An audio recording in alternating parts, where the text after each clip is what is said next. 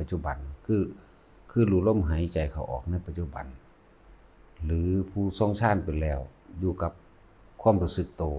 ในปัจจุบันนิ่มๆนุ่มๆกลางหน้าผากกลางหัวหรือกลางอกก็แล้วแต่ส่วนมากมันจะไปขาดหวังมันจะไปตั้งความสงบไปข้างหน้าอยากสงบแบบนั้นแบบเมื่อวานนี่หรือแบบที่ได้ยินได้ฟังมาบัดนี้มันบ่เป็นดังใจที่เจ้าของคิดเอาไว้โมโหสงสัยบ่พอใจหลายอย่างเดี๋ยวข้ามนิวรณ์บ่ได้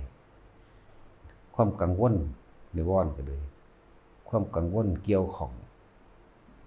ถ้าเฮาไปตั้งความสงบไว้หมายถึงเฮานึกถึงอดีตเด้ตั้งความสงบไว้ในว่าต้องได้แบบนั้นต้องเป็นแบบนี้มันคือนึกถึง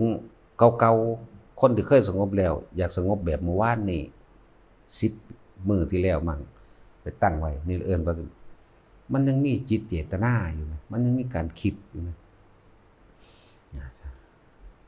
บัดเฮ็ดไปเฮ็ดมาแล้วบ่ได้ดังที่ตัวเองคาดไว้มันสิได้ไปจังไดก็มันขาดไว้มันขาดคะเนไว้มันตั้งหวังไว้บ่มีความอดบ่มีความทนบ่มีความเพียรได้บัดนี้เมื่อบ่อดทนเพราะว่าบ่ได้ดังตั้งใจแล้วบ่มีความพยายามที่จะเฮ็ดต่อไปอีก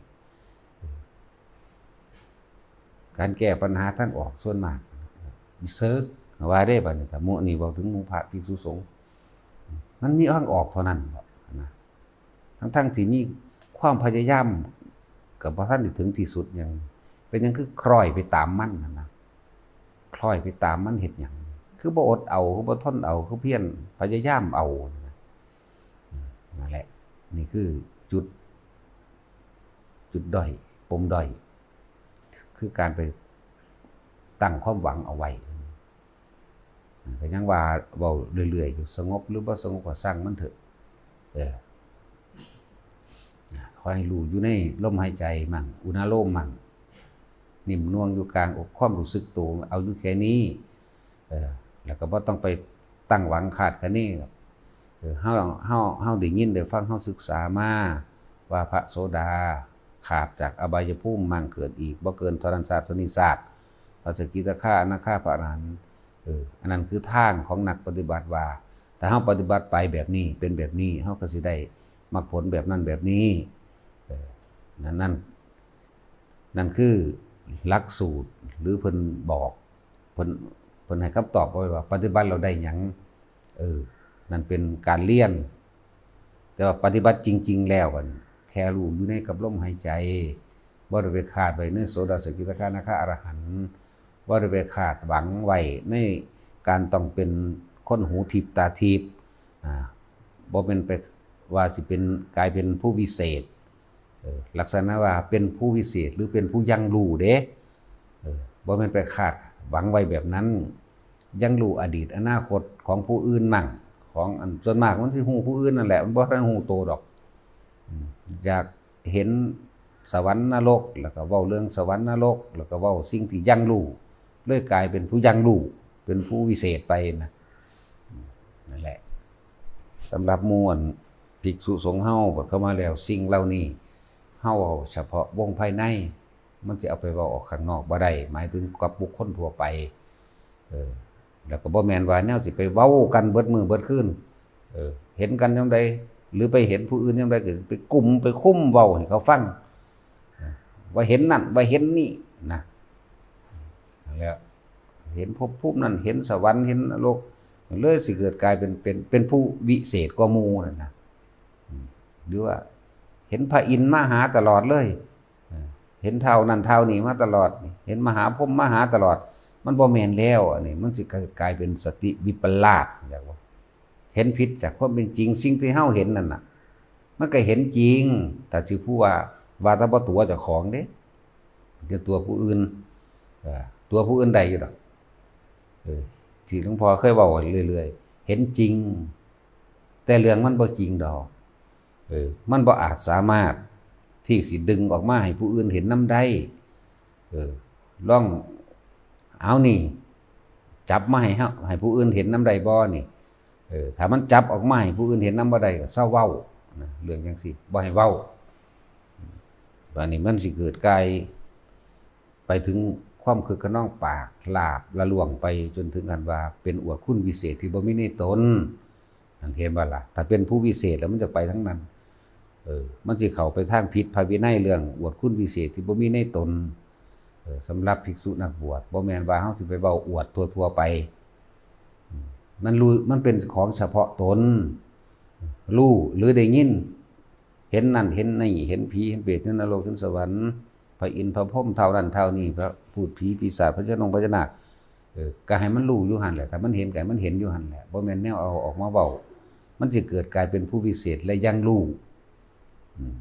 ต้องอย่างนั้นต้องอย่างนี้พวกนักบวชเว้าบ่ได้เว้านิดๆหน่อยๆเพื่อพ่อเป็นอันซื่อๆบ่แม่นเว้าอยู่เบิดมื้อเบิดเว้นเห็นผู้ใดก็แล่นไปเว้าให้เขาฟังเห็นผู้ใดก็แล่นไปนั่นแหละมันไปทางวิปลาสแล้วมันสิไปทางบ้าเด้ว่านั่นแหละที่เพิ่นว่าให้พยายามภาวนาให้ละรู้ให้หมดรู้ก็รู้มื้อนี้แหละสำหรับผู้รู้พวกนี้รู้พวกนิมิตต่างๆสิให้สักแต่ว่าให้มันเข้าไปถึงเขตสักแต่ว่าเห็นสักแต่ว่าได้ยินสักแต่ว่าได้กลิ่นและส่วนมากมันสิไปบ่รอดถ้าผู้ที่วนอยู่กับการเห็นผีเห็นเปรตแล้วก็มาเว้าหมู่ฟังเห็นนั่นเห็นนี่แบบนั้นแบบนี้พระอินทร์พระพรหมเทวดาสั่นนั่นสั่นนี่เพิ่นก็เว้าอยู่ดอกนิดๆหน่อยๆพ่อเกิดกำลังใจซื่อๆแต่ว่าเพิ่นตั้งใจเว้าแต่ให้เขาฟังนี่ติมันไปบ่รอดมันสิบัดบ่มีผู้ใดฟังแล้วมันสูญมันโมโหเด้แหละเรื่องจังซี่สำหรับภิกษุนักบวชเขาจะเว้าเฉพาะวงภายในนิดๆหน่อยแล้วก็จะแล้วไปพอจุดหมายคือรู้ในปัจจุบันขณะปัจจุบันขณะคือลมหายใจปัจจุบันขณะคือความรู้สึกตัวบางคนก็รู้สึกตัวในลมหายใจบางคนรู้สึกตัวระหว่างนิ่มนวลกลางหน้าผากกลางหัวหน้าอกก็แล้วแต่อันตัวนี้ขอให้รู้สึกตัวอย่าคิดไปเรื่องนั้นเรื่องนี้ธรรมดาคำว่าสมาธิมันก็แปลว่าจิตตั้งมั่นแปลคำว่าจิตตั้งมั่นอยู่กับไสเฮาเอาตั้งมั่นบางคนก็ตั้งมั่นได้อยู่เฉพาะลมหายใจหรือความรู้สึกตัวที่อยู่กับแค่ลมหายใจเอิ้นว่าสมาธิเอิ้นว่าจิตตั้งมั่น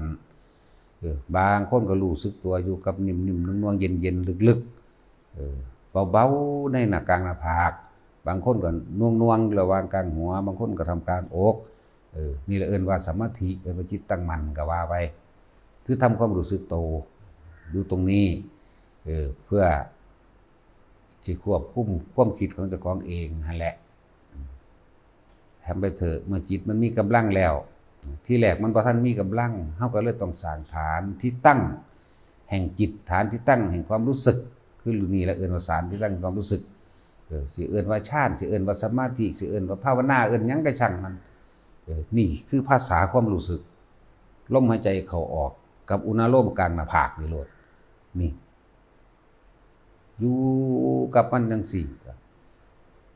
ถ้ามันคิดไปดึงกลับมาก่อนก็ฝืนก็ทนก็ปืนก็พยายามเนี่ยก็ไปที่แรกก็ดีดึงกลับมาก่อนอยู่ซั่นมันคิดไปเรื่องนั้นเรื่องนี้พุทโธขึ้นมาดึงกลับมาอยู่จนกว่ามันสิมีกำลังเมื่อสติมีกำลังสมาธิมีกำลังดึงขึ้นมาดึงไปดึงไปมันก็เริ่มเข้าใจคำว่าอยู่แค่ความรู้สึกตัวโดยอาศัยฐานที่ตั้งแห่งความรู้สึกตัวลมนี่อุณหภูมินี่มันก็คอยเห็นความคิดแต่ว่าความรู้สึกตัวมีอยู่แต่ความคิดมันไปปล่อยมันไปเลยแบบนี้เมื่อไหร่ที่ความรู้สึกตัวออกจากตัวเองเมื่อไหร่ออกจากกายเมื่อไหร่นั่นแสดงว่าเฮาเผลอไปแล้วเผลอไปคิดน้ำมัน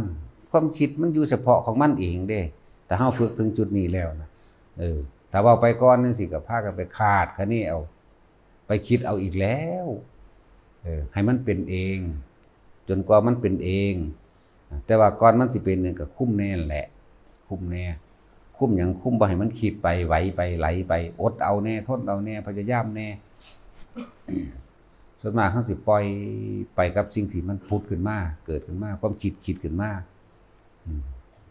บางทีอยู่ดีๆมันเป็นนึกถึงปั๊บแล้วปรุงแต่งต่ออ้าวเผลอแล้วดึงกลับมาเลยนั่นแหละที่ว่าถ้าผู้ใดจับจุดลมหายใจกับอุณาโลมได้แล้วนี่เอาบางคนเฉพาะลมหายใจบางคนอุณาโลมบางคนพร้อมกันเลยทั้งอุณาโลมทั้งลมหายใจมันรู้อยู่แล้วพอแต่ความรู้สึกตัวนี้หายปุ๊บเมื่อกี้นี่เราคิดถึงใครดับปุ๊บทันทีเลยเด้จากบอกเวลามันสิมีกำลังขึ้นมาเฮาอยู่ในความรู้สึกตัวเอาน่วงหน้าผากนี่แหละน่วงหน้าผากพอตาอันตัวนี้หายปุ๊บเมื่อกี้นี่กูคิดถึงผู้นี้ปุ๊บขึ้นมาทันทีเลยมันสิบ่คิดปรุงแต่งต่อเลยปุ๊บว่างเลยบาดนี้นั่นแหละถึงบอกว่าอยากรู้จักว่าสิจับความคิดได้จังใดจับเอาตอนที่มันคิดไปหาไผนั่นแหละคิดหาผู้ใดผู้หนึ่งสัตว์ใดสัตว์หนึ่งเรื่องใดเรื่องหนึ่งเมื่อกี้กูคิดเรื่องนี้ปุ๊บดับเลยดับนี่บ่คิดปรุงแต่งต่อเด้เกิดแต่ความรู้สึกว่าว่างกับสิ่งที่ตาเห็นหูได้ยินจมูกได้กลิ่นนึงเด้รถแล่นสวนกันเวิ้งว่างกับหูยินเสียงกี้ๆแก๊กๆกับหูยินเห็นเบิดหูเห็น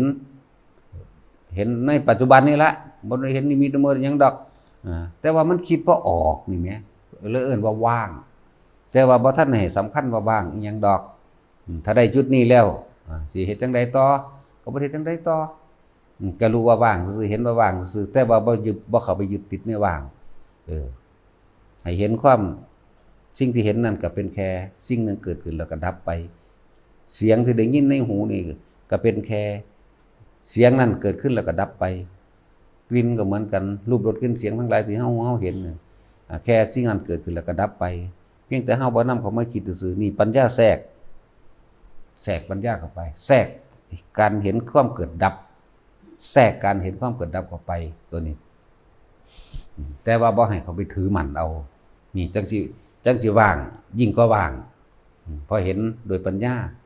พอเห็นตามความเป็นจริงว่ามันแค่มันเกิดมันดับแล้วก็บ่ถือเอาสิ่งที่สังเกตรู้ได้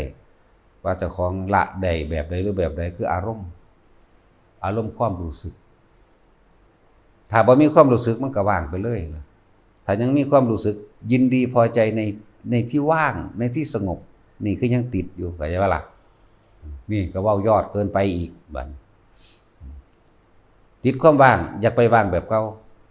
นี่คือยังมีจุดมีตอมยังฆ่ายังสงสัยยังฆ่าเลิศว่ายึดมั่นถือมั่นบ่เข้าถึงคำว่าอนัตตานี่ต้องบ่มีความรู้สึกว่าพอใจในความว่างพอใจในความสงบเด้พอใจหรือบ่พอใจมันสิบ่มีเลยคำว่าเฉยๆคำว่าสังขารอุปเปกขายานเห็นสิ่งทั้งหลายทั้งปวงสังขารนอกคือรถประกอบกันคือเรื่องสัมมปิสมปุยกันนั่นแหละเอิ้นว่าสังขารเบิดนั่นแหละที่รูปรสกลิ่นเสียงที่เฮาเห็นอยู่นั่นน่ะทั้งหลายเหล่านั้นน่ะหรือธรรมทั้งหลายเหล่านั้นก็ว่าสังขารทั้งหลายเหล่านั้นสิ่งทั้งหลายเหล่านั้นถ้าเฮาบ่นึกบ่ปรุงบ่แต่งมันก็บ่เป็นสังขารมันก็บ่เป็นหยังเลยมันก็ว่างๆของมันเองมันก็เป็นแค่นั้นแหละเห็นมั้ยมันก็แค่นั้นแหละนะมันก็เป็นของมันจังสั่นแหละนี่มันสิเว้าหาความหมายบ่ได้เลยมันสิเว้าหาสรุปหยังมันสรุปบ่ได้บ่ได้ให้เอาความเห็นต่างๆนั้นมาสรุปความเห็นว่าเป็นนั่นเป็นนี่เป็นนั่นนั่นนะคือละความเห็นเลยเด้เห็นผิดเห็นถูกมันบ่มีเด้อันเว้าซื่อเด้เห็นผิดเห็นถูกแล้วมันที่แต่มันก็เป็นอย่างนั้นแหละเป็นจังซั่นล่ะแล้วก็แล้วไปเลยแค่คำเว้ากันที่จริงมันบ่มีอีหยังเป็นจึงบอกว่าทั้งเบิดนี่คือเฮาให้ละความคิดละความเห็นปล่อยวางความเห็นออกว่าผิดว่าถูกว่านั่นว่านี่ไปใส่ซื่อมันไปยืนยันไปตัดสินมันบ่มีผิดถูกบ่มีบุญบาปบ่มีความเห็นบ่มีเนี่ยมีแต่เห็นซื่อๆรู้ซื่อๆได้ยินซื่อๆนี่นะอะไรจังว่าเฮ็ดไปเรื่อยๆสักวันหนึ่งมันก็ถึงดอกแต่ว่าเฮาวางไว้จุดหมายคือว่างไว้แล้วอยู่ได้ในปัจจุบันรู้ในปัจจุบันนี่พอละอย่างนั้นเวลาอันที่เกินนั่นที่ว่ามีอีกบ่มีสมมุติว่าเฮาว่างโดยปัญญานี่เอิ้นว่า ว่างโดยการเห็นความเกิดดับแล้วบ่เข้าไปถือเอาบ่นำเข้ามาคิดบ่สรุปเหตุผลว่าผิดว่าถูกว่าดีว่าเลวพอใจบ่พอใจอารมณ์เกิดขึ้นบ่ได้บาดสิเบิดคิดเอาเองดับปุ๊บว่างบักขนาดนักอันนี้ปัญญาอบรมสมาธิอบรมปัญญามันสับไปสับมาอยู่จังซี่ว่างตัวนั้นคือว่างแบบบ่มีตัวบ่มีความรู้สึกบ่เห็นหยังบ่ได้ยินหยังบ่ได้กินหยังแม้กระทั่งร่างกายบ่มีว่างแบบดับไปเลยเหมือนกันกับคำว่าเจโตวิมุตติเข้าสู่คำว่าหลุดพ้นจากความคิดเห็นทุกประการมันบ่คิดเวลามันเป็นแบบนั้นมันก็เป็นเวลามันออกก็ออกเอาเองพอออกเอาเองแล้วมันก็มาแซ่ส่งไว้ถึงจังหว่างมันเดิมและว่าเฮ็ดไปเรื่อยๆ จะค่อยตามมันหลายกิเลสตัณหาจะไปแก้ปัญหาให้มันหลายมันแก้บ่เบิดบ่ขาดดอกแก้ปัญหาทั้งโลกบ่มีผู้ใดแก้ปัญหาทั้งโลกได้จบได้ขาดได้สิ้นได้ดังใจหมายใจหวังบ่มีพ่อบ่เป็นพร้อมตกล้อมันเบิดตกล้อกิเลสตกล้อตัณหาอยากเฮ็ดได้อันนึงแล้วก็อยากได้อันนึงเมื่อได้สิ่งหนึ่งแล้วก็อยากได้อีกสิ่งหนึ่งยังค้นหาสิ่งที่บ่มีแต่ว่าบ่ได้มองเห็นค่าในสิ่งที่มีก็ค้นหาสิ่งที่บ่มีไปเรื่อยลักษณะนั้นแหละตัวที่ยากสุดๆถ้าสิเฮาคิดเรื่องยากคือเรื่องตัวกามนั่นแหละนี่ผัวนี่เมียนี่ยากที่สุดเลย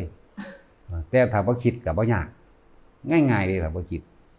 จักว่าล่ะอยู่ในลมหายใจนี่แหละเจ้าสิสมหวังดังใจเจ้าสิได้ปรารถนาสุดท้ายเจ้าก็ต้องตายจากกันพูนว่ามันสิตายจากกันเจ้าสิห้องสิให้เจ้าสิซึมเซ่อซึมเศร้าเพราะเจ้าว่าท่านได้เห็นโทษของมันและถ้าสิพิจารณาก็พิจารณาของโทษโทษของผัวของเมียนั่นแหละสร้างโลกมานี่อดทนมานี่กล้ามานี่กลัวมานี่ก็เรื่องกามราคะนั่นเองเรื่องผัวเรื่องเมียนั่นแหละกะกลัวเรื่องกามราคะนี่บ่ธรรมดาเด้ฆ่าคนก็ได้ฆ่าคนที่เจ้าของพอใจคนเจ้าของมักนั่นก็ได้ฆ่าเจ้าของเองก็ได้ฆ่าผู้อื่นก็ได้ลักปล้นกี้ฆ่าข่มเหงกับพื้นใจกี่ตัวโกหกพกล้มกินเหล้าเมายาแต่ของกินเองก็ได้โอ้ธรรมดาให้เห็นโทษมันเมื่อเห็นโทษมันสรุปลงได้อยู่พวกนี้ถ้าบ่ตัดตัวนี้ได้กูก็เวียนว่ายตายเกิด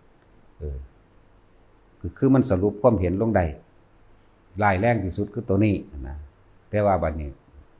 มาฝึกหัดปฏิบัติแล้วก็ให้ละให้ว่างเป้าหมายว่างจุดหมายเอาไว้แล้วเหลือไว้ในลมหายใจในปัจจุบันแค่นี้ไปเรื่อยเมื่อบ่นำมาคิดมันก็บ่มีสุขบ่มีทุกข์บ่มีโกรธบ่มีเกลียดบ่มีบุญบ่มีบาปบ่มีผิดบ่มีถูกถ้าเฮาบ่นำเรื่องต่างๆมาคิดแหมจังว่าเฮ็ดไปฝึกไปบ่แม่นเราเกิดอีหยังขึ้นนั่นมีแต่ท้อมีแต่ถอยแต่ก็ท้อก็ถอยไปตายนั่นแหละมันสิถอยไปไสวะถอยไปแพ้เบิดนั่นแหละว่าอยู่กับลมหายใจให้ได้ให้เป็นอยู่กับความรู้สึกนิ่มนวลในกลางหัวกลางหน้าผากให้เป็นอยู่ในความรู้สึกนิ่มนวลอยู่ในความว่างโล่งๆหรือปลื้มปิติปราโมทย์อิ่มเอิบอยู่ในระหว่างทำกลางอกอยู่ไปถ้าความรู้สึกนี่หายเมื่อไหร่ดึงกลับมาลมหายใจสักก่อนนะเอาละพอ